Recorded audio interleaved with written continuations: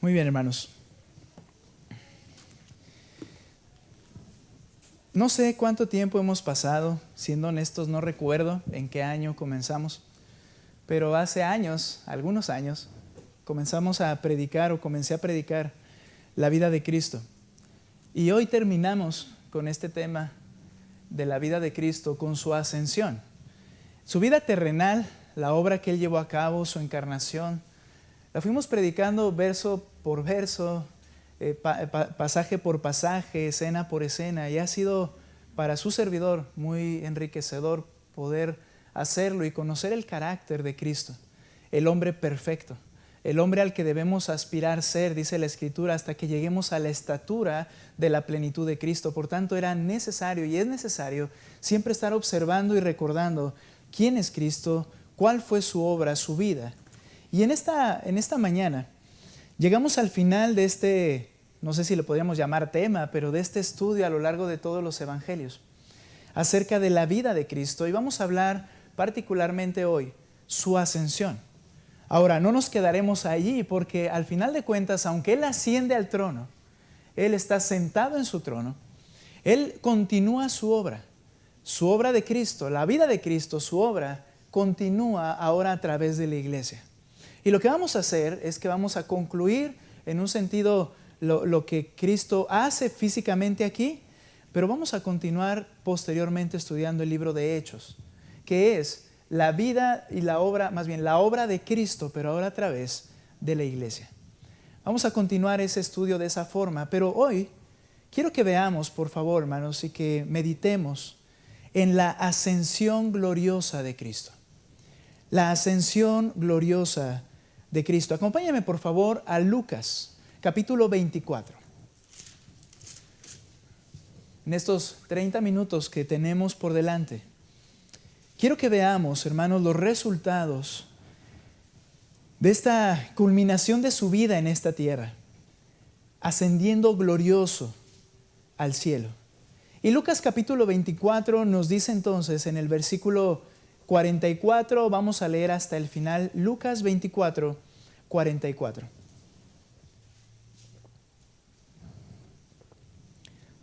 Dice así la palabra de Dios. Después Jesús les dijo: esto es lo que yo les decía cuando todavía estaba con ustedes. Noten cómo habla como si hubiera sido el tiempo pasado, aunque Él está, pero ya no está en las mismas condiciones. Ahora está glorioso, ahora ya ha vencido, ahora ya ha provisto salvación. Y habla de pasado, dice, esto es lo que yo les decía cuando todavía estaba con ustedes. Que era necesario que se cumpliera todo lo que sobre mí está escrito en la ley de Moisés, en los profetas y en los salmos. Todo el Antiguo Testamento es declarado en esta frase. La ley de Moisés, de Génesis a Deuteronomio, es llamada la ley de Moisés. Es como está dividido la Biblia o el Antiguo Testamento judío. La ley de Moisés, los profetas, que incluye, hermanos, todas las enseñanzas del Antiguo Testamento, y los salmos, que habla de toda lo que era poesía. Con eso abarca todo el Antiguo Testamento. ¿Y qué dice el Señor? Que todo el Antiguo Testamento tenía un cumplimiento directo en Él. Que Él había cumplido con todo lo que estaba escrito acerca de Él. Hermanos, Él tuvo una vida victoriosa, cumplió todo mandato del Padre en su vida. El hombre perfecto. Y dice ahí, era necesario que se cumpliera. Y luego dice el verso 45, entonces, después de estas palabras, les abrió la mente para que comprendieran las Escrituras. Y utiliza otro término en el cual engloba todo el Antiguo Testamento. Ahora sí, les hizo entender lo que ellos no habían entendido durante los 3 años y medio que había estado con ellos. No habían entendido que la ley, el Antiguo Testamento, los salmos, los profetas hablaban del Mesías. Cómo vendría, viviría, moriría, resucitaría para darnos vida. Pero ahora, en ese momento, Dios abre su mente de manera sobrenatural. Y ahora ellos entienden, viene como un chispazo que no es natural en nosotros. Y dicen, wow, ahora entiendo quién es Jesucristo. Ahora entiendo cómo ha cumplido todo lo que el Antiguo Testamento dice. Nosotros, hermanos, por la obra del Espíritu Santo, hemos sido abierto nuestro entendimiento para su palabra. Y es necesario, es de hecho determinante, que entiendas quién es Cristo incluso para venir a la salvación. Si no, no puedes ser salvo. No estoy hablando de que conozcas toda la Escritura, estoy hablando de que entiendas quién era Él. Cristo les preguntó varias veces, ¿y quién dices tú que soy yo? Ellos dicen que soy profeta, que soy un gran maestro, pero tú, ¿quién dices que soy? Y Pedro dice, tú eres el Hijo de Dios viviente, el Cristo. Y le dice el Señor, esto te fue revelado por mi Padre. Ese chispazo en tu corazón, esa fe que tienes, fue porque mi Padre te lo reveló. Ahora a los demás, a todos juntos, les abre el entendimiento y ellos pueden entender las Escrituras del Antiguo Testamento. Entonces, verso 46, y les dijo, así está escrito, que el Cristo padecerá y resucitará de entre los muertos al tercer día, y que en su nombre, nuestra labor, se predicará el arrepentimiento para el perdón de pecados a todas las naciones, comenzando desde Jerusalén. ¿Por qué les decía que no puede ser salvo alguien que no tiene un concepto correcto de Cristo? Porque dice el pasaje que es en su nombre que se predica arrepentimiento. Requiere la persona arrepentirse al vislumbrar y entender quién es Cristo. Porque su nombre no es Jesús nuevamente, su nombre es quién es Él, todas sus características, su santidad, poder, su persona, su gloria. Hermanos, tenemos una labor importante de predicar el Evangelio. Para revelar a los ojos de los hombres quién es Jesucristo. Ahora te das cuenta cómo hay muchas personas que viven creyendo ser salvos, nuevamente hago este énfasis, pero no entendían ni siquiera quién es Cristo, cómo podían arrepentirse, cómo podían venir a los pies de una persona más que les brinda felicidad y recibir salvación si Cristo no es eso. Cristo es más que eso. Cristo es Rey, Cristo es amo, Cristo es creador. Cristo es entonces el Salvador del pecador que va al infierno y que viene arrepentido a sus pies a pedir clemencia. Eso es lo que tienes que predicar. Que se predique arrepentimiento para perdón de pecados a todas las naciones. Estamos haciendo la labor. Ahora, está sucediendo esto en esta escena. Ya hablamos de eso en una predicación anterior, ¿verdad? Acerca de nuestra labor delante del Rey resucitado. Y dice entonces a ellos, ustedes son testigos de estas cosas, particularmente los apóstoles. Ustedes me han visto y yo les he enseñado. Ahora ustedes tienen que predicarlo. Verso 49, por tanto, como tienes una labor de ser testigo de todas estas cosas, yo enviaré sobre ustedes la promesa de mi Padre. ¿Qué era la promesa? Que no nos dejaría solos, que nos daría su Espíritu Santo para morar con nosotros y en nosotros. Yo enviaré sobre ustedes la promesa de mi Padre. Habla a futuro, nota esto. Yo lo voy a enviar.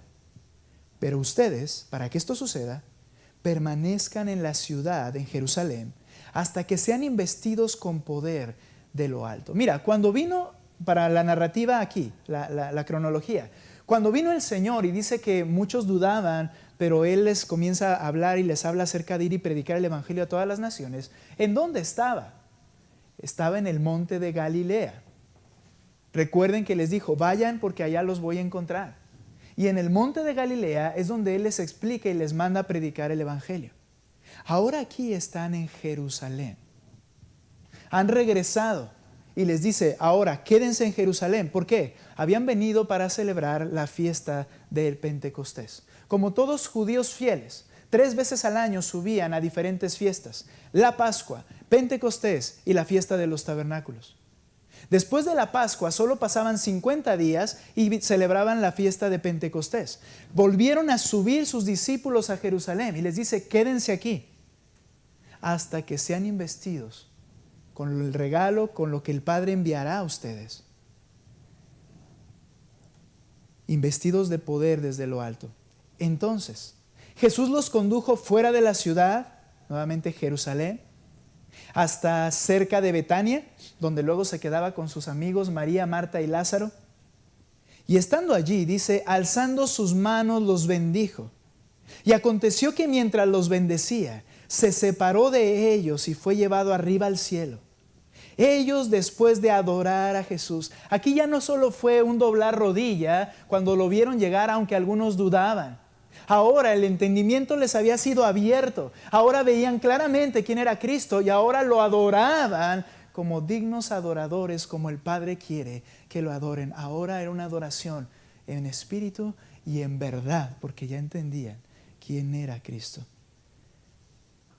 Ellos, después de adorar a Jesús, regresaron a Jerusalén con gran gozo y estaban siempre en el templo alabando a Dios. Interpretemos correctamente esto. Eso es lo que tenemos que hacer. Ellos iban a la iglesia y estaban alabando a Dios. No dice eso. ¿Cuál templo era? ¿Dónde estaban? Estaban en Jerusalén. ¿Cuál templo era? El templo de Herodes, donde los judíos se reunían. Nota, ellos alababan y glorificaban a Dios y predicaban a Cristo en medio de todos los judíos que un día lo asesinaron. ¿Qué pasó? La ascensión gloriosa de Cristo disipó toda duda acerca de quién es Jesús. Les abre el entendimiento. Adoran al Hijo del Rey. Y nota cómo lo dice Marcos, capítulo 16, por favor. Marcos 16. La ascensión gloriosa de Cristo disipó toda duda acerca de Jesús a esos hombres en aquel tiempo. Marcos 16, 19. Por favor, ustedes lean fuerte estos versículos. Marcos 16, 19 al 20. Adelante.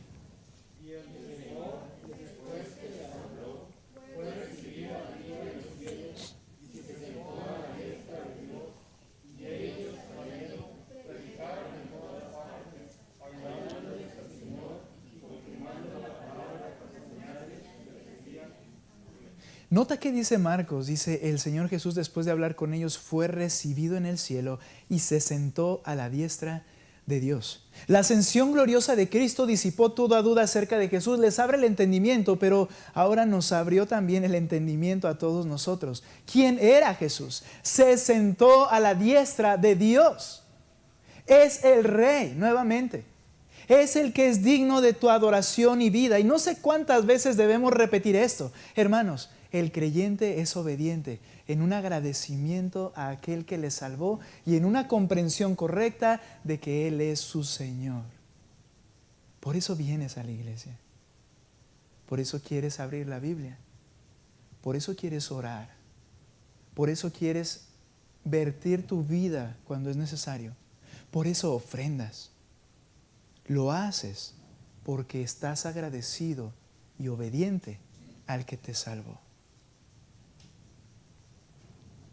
Y si lo puedo decir de manera afirmativa, lo puedo decir de manera negativa. Por eso no haces todas estas cosas.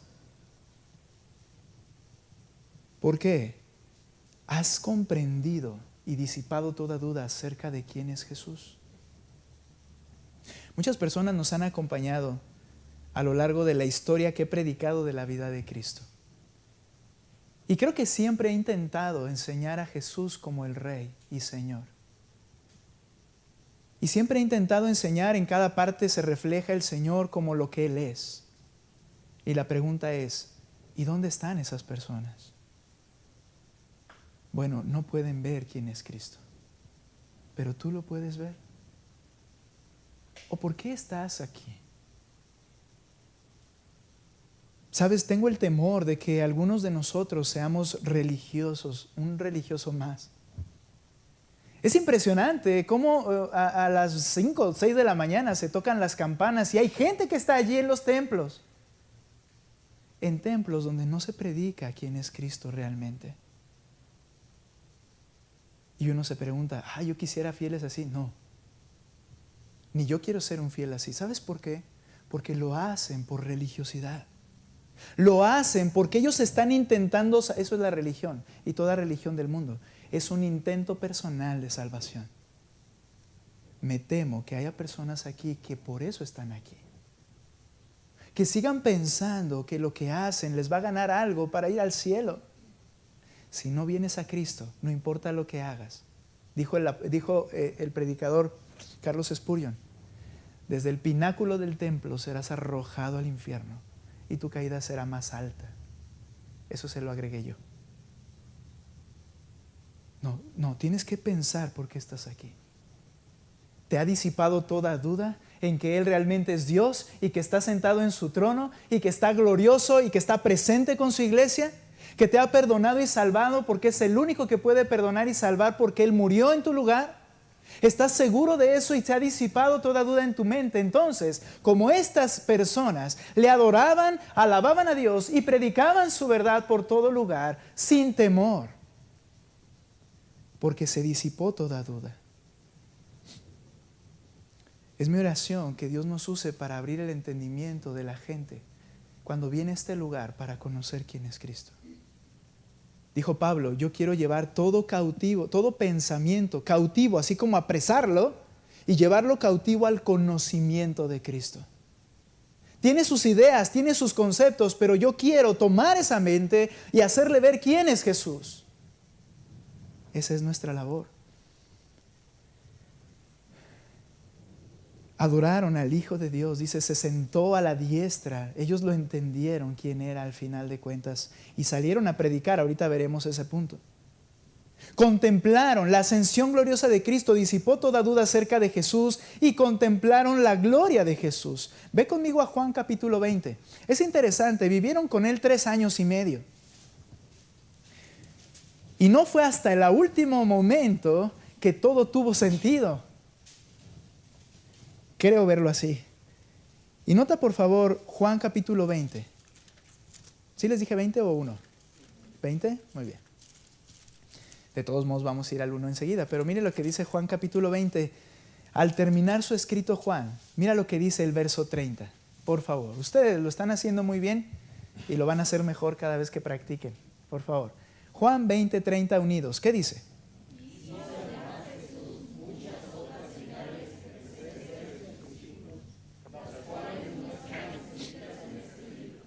Sigan, perdón, hasta el 31, ¿qué dice?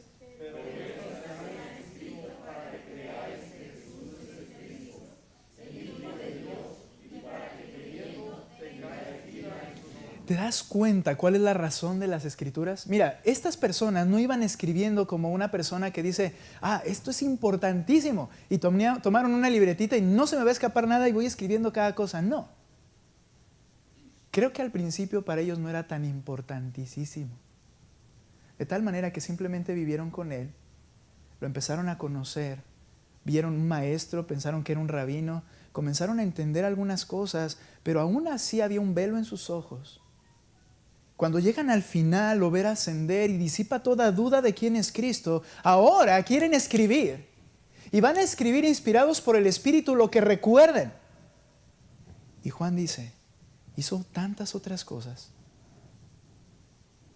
Lo vimos hacerlas, dice, en presencia de sus discípulos, pero no están escritas en este libro. Pero estas que se han escrito es para que ustedes crean que Jesús es el Cristo, el Hijo de Dios. Y cuando crees quién es Jesús, para que al creer tengas vida en su nombre. Oh, qué importante es que sepas quién es Cristo, que prediquemos quién es Cristo. No el Cristo que cada quien se ha fabricado, sino aquel del cual Juan, Mateo y los que escribieron también como Lucas y Marcos se dieron cuenta posteriormente. ¿Qué dijo Juan para abrir su libro? Te vuelvo a decir, él no fue escribiendo al instante, pero para abrir su libro él tenía que decir algo. Y mira lo que dice Juan capítulo 1. Tenía que decir algo de la razón de por qué escribió este libro, para que sepas quién es Cristo y creyendo en Él tengas vida. Ahora, mira cómo empieza su escrito Juan, capítulo 1, verso 14.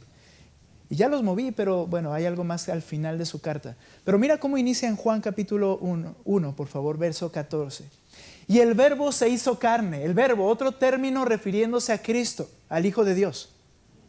El verbo, bueno, explico brevemente. El verbo es la acción, ¿cierto? Puede haber muchas cosas guardadas, pero si no hay acción no se van a hacer evidentes, por decirlo de alguna forma, ¿no? El verbo es que quiere decir que Dios no lo vemos, pero Cristo es el verbo, es decir, la acción visible de Dios. Cristo es el verbo.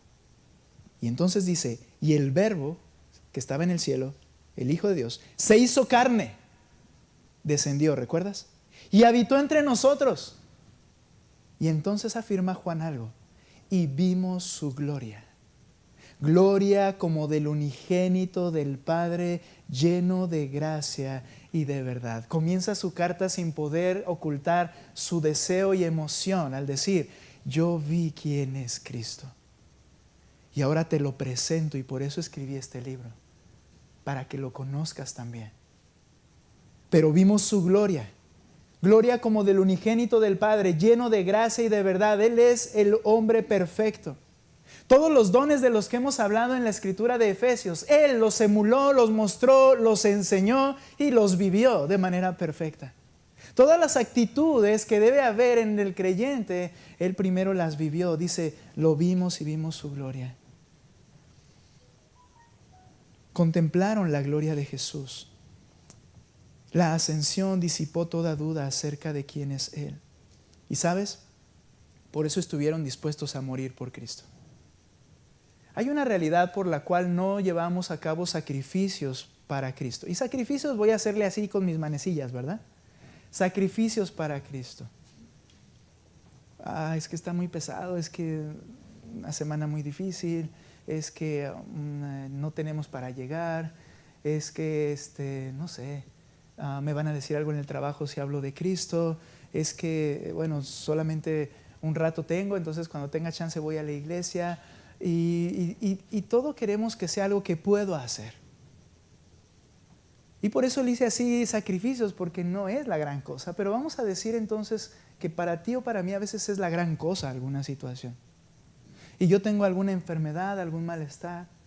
Y digo, no, es que me siento mal y no voy a ir a la iglesia. Ok, llámalo sacrificio. ¿Sabes por qué estuvieron dispuestos estos a sacrificarse por Cristo? Porque entendieron quién era Cristo. Y fueron cautivados por Cristo. Y si a eso te refieres cuando dices que te enamoraste de Cristo, está bien. No me gusta el término, pero está bien. Pero no digas o no digamos, me enamoré de Cristo por alguien que no conozco, porque puede pasarte como en el noviazgo, que tú te enamoras de alguien que no sabes quién es. Y puedes decir, ¿cuándo viene? Y ya que lo conoces, te quieres echar para atrás. Pero ya firmaste, ya no se puede. El punto es que sí, Cristo te cautiva cuando lo conoces y sabes quién es Él. Entonces estarás dispuesto, hermanos. Te falta ser cautivado en algún aspecto en tu mente y corazón, como para estar dispuesto a sacrificarte por Cristo, romper un poco tu comodidad y obedecerle en lo que Él te está mandando. Pues entonces pídele al Señor, ayúdame a contemplarte cada vez más como tú eres. Porque no me siento con deseos como esos deseos de estos hombres. Ese Tomás que le decimos tantas cosas, ay Tomás, ¿por qué dudaste? Y voy a meter mi mano y mis dedos y ay Tomás. Pero ese Tomás, cuando entendió a quién era Cristo, fue arrastrado por las calles, sus miembros volaban, dice la historia, y seguía glorificando a Cristo. Eso pasa cuando tu mente es cautivada, tu corazón, por Jesús. No tiene valor nada más. Él es lo más precioso, dijo el apóstol Pablo. No lo digas románticamente solamente, ¿no? De manera emocional. Sí, Él es lo más precioso. No, Él es lo más precioso, por tanto le rindo mi vida, mi tiempo, mis finanzas, mis actividades. Giran en torno de Él, no Él en torno a mis actividades. Él es el centro, porque Él es el Rey. La ascensión gloriosa de Cristo disipó toda duda acerca de Jesús. Segundo lugar, la ascensión gloriosa de Cristo capacitó a la iglesia de todo lo que le faltaba. ¿Qué hacen estos hombres alabando a Jesús, glorificándole en el templo, cuando primero vemos un grupo reducido y espantado? Mira Marcos capítulo 14, por favor. Marcos 14. Voy a leer allí versículo 48 al 50. Y dirigiéndose Jesús a ellos, les dijo, es la escena cuando lo apresan, ¿verdad? En el huerto. Como contra un ladrón han salido con espadas y palos para asegurarse que me arrestaban. Cada día estaba con ustedes en el templo enseñando y no me prendieron, y Judas venía con ellos. Judas, ya predicamos ahí, ¿verdad? Pero siempre me acuerdo de esa escena. Judas venía como el líder porque le dieron autoridad, se sentía parte de ese grupo, venía como el líder, soldados atrás, ¿no? Se sentía como el FBI, Judas, ¿verdad? Daba vueltas de, ¿cómo le llaman? Vueltas de, no. Bueno, venía muy contento. Y cuando llega ahí y llega en ese momento, dice, yo estuve con ustedes, ¿por qué salen así, verdad? Como si yo fuera un ladrón. Pero nota por favor la escena de los otros. Entonces, dice, y no me prendieron, pero esto ha sucedido para que se cumplan las Escrituras. Y abandonando a Jesús, todos huyeron. Pedro también huyó. Juan también huyó. Es interesante el verso 51. Cierto joven seguía a Jesús, vestido solo con una sábana sobre su cuerpo desnudo, y lo prendieron.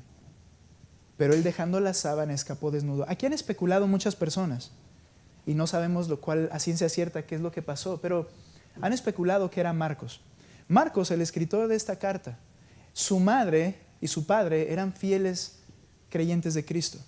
Y él probablemente tenía una edad menor, no sé, unos 12, 13 años.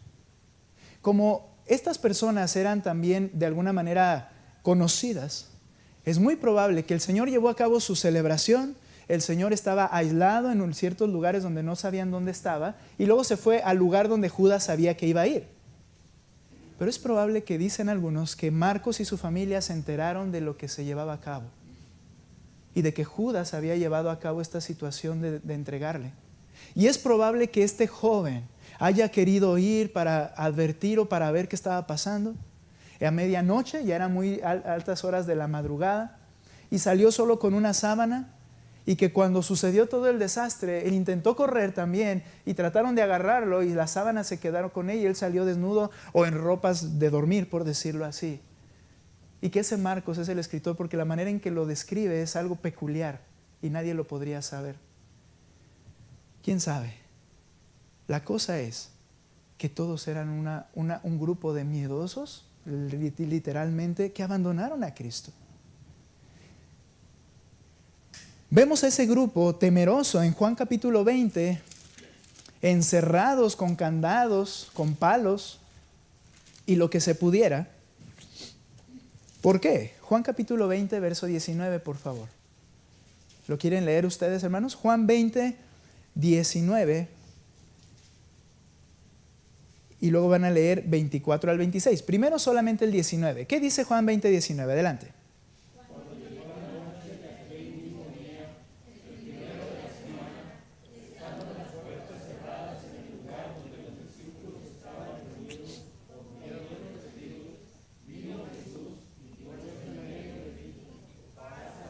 ¿Por qué estaban cerradas las puertas? Por miedo a los judíos.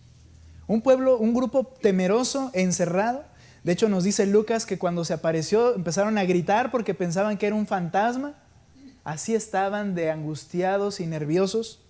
Ahora lean el 24 al 26. Pasó una semana, de domingo a domingo. ¿Y qué sucedió el siguiente domingo? ¿Qué dice?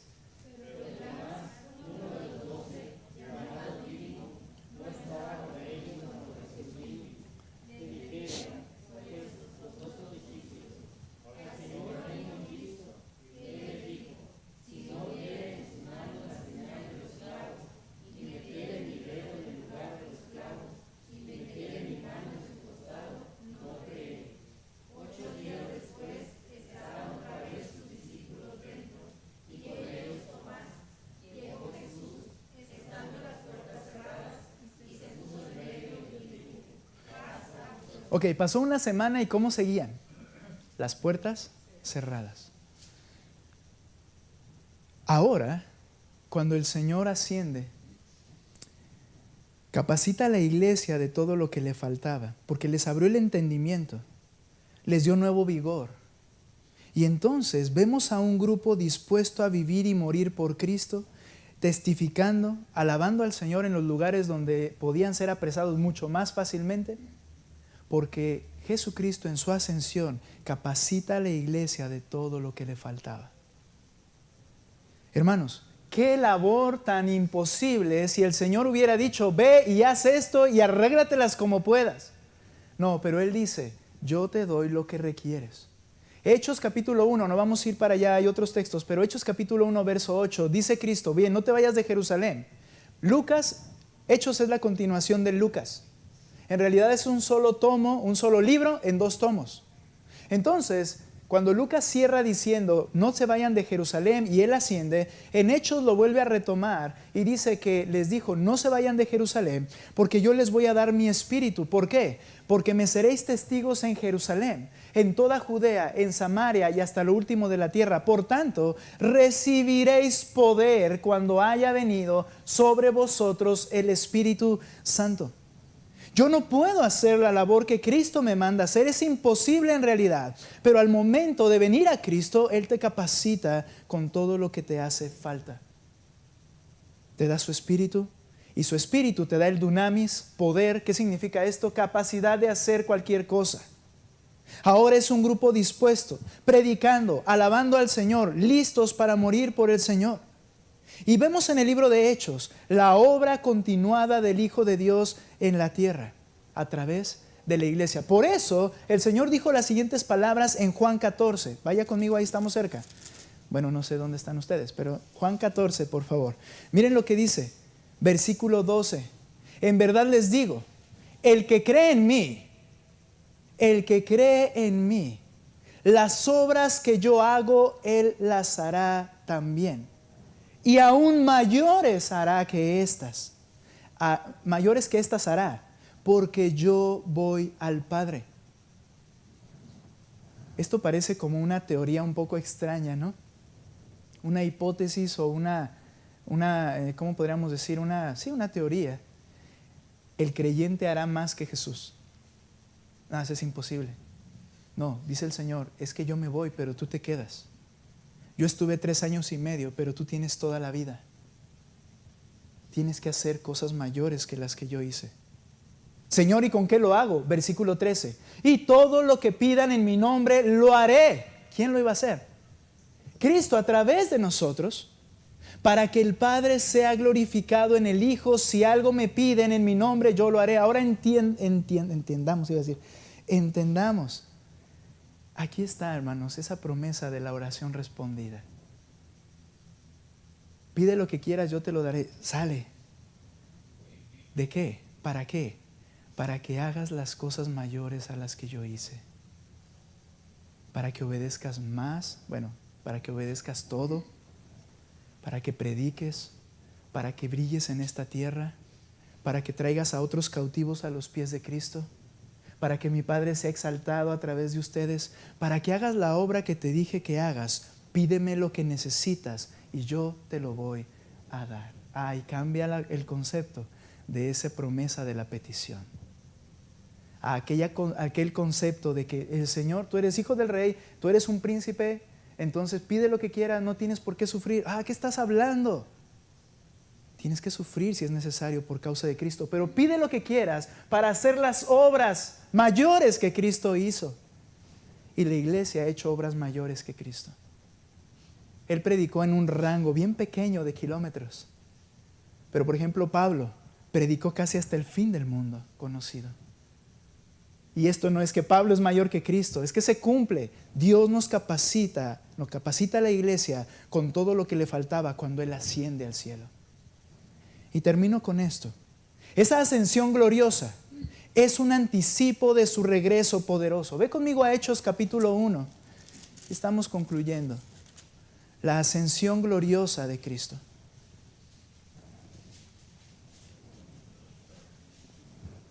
Podríamos decir, quisiéramos más pasajes de la vida de Cristo para seguir predicando de Él. No, acuérdate de algo. Tienes lo que necesitas.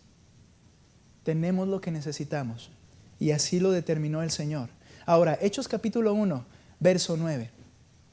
Después de haber dicho estas cosas, fue elevado mientras ellos miraban, las mismas palabras Lucas en Hechos, porque es su continuación. Y una nube lo recibió y lo ocultó de sus ojos. Mientras Jesús ascendía, estando ellos mirando fijamente al cielo, se les presentaron dos hombres en vestiduras blancas, así son los ángeles, que les dijeron: varones galileos, ¿por qué están mirando al cielo? Este mismo Jesús ha sido tomado de entre ustedes al cielo, vendrá de la misma manera, tal como lo han visto ir al cielo. Es un anticipo de su regreso poderoso. Así como lo vieron físicamente y literalmente lo vieron alzarse, hermanos, Cristo regresará. Y regresará así, con su cuerpo. Ese cuerpo glorificado que ellos vieron, ese cuerpo glorificado en el cual ellos adoraron, así lo veremos de regreso nuevamente cuando venga a reinar y a mostrar su poder glorioso. Vino como siervo, regresará como rey. Le dicen los ángeles, de la misma manera como lo viste ir, Él regresará. Sí, es verdad, hubiera sido hermoso verle ir, pero hay una realidad, todos le veremos, todos los creyentes le veremos regresar glorioso. Aún los que se nos adelantaron, bueno, no se adelantaron, era el tiempo de ellos, y han muerto, serán resucitados justo en el momento en que Cristo regrese y le verán así, de esa manera gloriosa.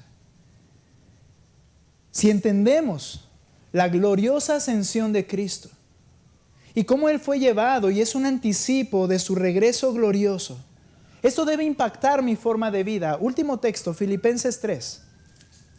Filipenses 3.